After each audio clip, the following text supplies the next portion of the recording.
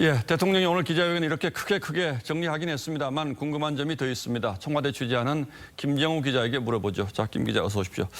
자, 일단 대통령이 우리 경제 회복에 대해서 상당히 자신감을 보였는데 그 근거라는 게 납득할 만한 겁니까?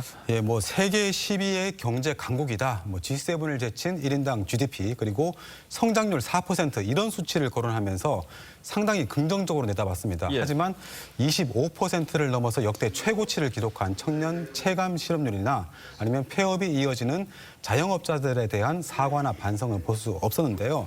야당에선 성과인지 희망사항인지 분간이 안 된다 또는 달나라 대통령이 분명하다 이런 논평이 나왔습니다. 그러니까 좋은 쪽만 설명했다 이런 거죠. 예. 자, 그리고 또 하나 눈에 띄는 게 소득 주도 성장이라는 말은 그동안 은근슬쩍 폐기된 것 아니냐 이런 분석이 있었는데 오늘 다시 나왔죠. 역시 긍정적으로 평가했습니까? 예, 맞습니다. 그 소득 주도 성장 그러니까 소주성을 대통령이 언급한 건 2019년 11월 이후에 1년 반 만입니다. 예. 그 공교롭게도 윤석열 전 총장이 지난 주말 경제 전문가들을 만나서 소주성을 비판했다고 하죠. 그 경직된 노동시장 때문에 양질의 일자리가 줄면서 자영업자가 늘었는데 현 정부의 최저임금 인상에 주 52시간 도입 그리고 코로나 사태로 빈사 상태에 빠졌다는 진단에 윤 전 총장이 공감을 했다고 합니다.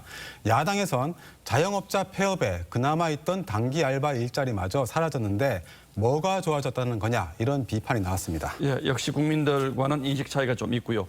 자, 민주당 강성 지지층들의 문자 폭탄에 대해서 과거 양념이다 그러니까 긍정적으로 평가했는데 오늘은 좀 달라졌습니까? 예, 그때보다는 좀 표현 수위가 좀 낮았습니다. 오늘은 문자 의견 표현은 당연하고 자연스럽다 또는 정치인은 여유 있는 마음으로 바라봐도 된다면서도 그 상대방 감정을 생각하고 설득력과 예의를 갖춰야 한다 이렇게 말을 했습니다. 예.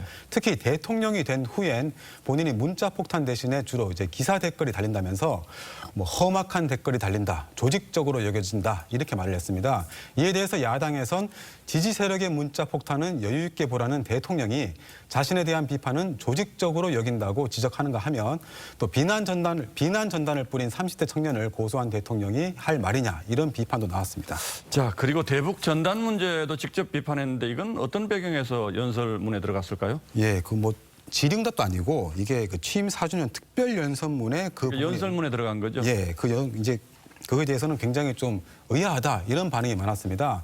그 남북 합의와 현행법을 위반하면서 남북 관계에 찬물을 끼얹는 일엔 엄정한 법 집행을 하겠다 이렇게 강조를 했는데요.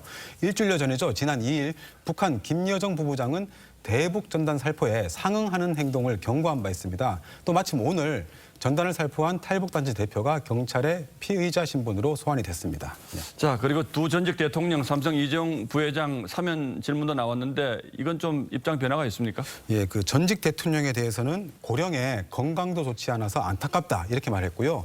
이 부회장에 대해선 반도체 산업 경쟁력을 언급해서 약간의 기류 변화가 보였습니다만 두 건 모두에 대해서 형평성과 국민 공감대를 생각해야 한다면서 유보적인 기존 입장을 반복했습니다. 결국 사면 문제는 단기간 내에 결정되기는 좀 어려운 분위기로 흐르게 됐습니다.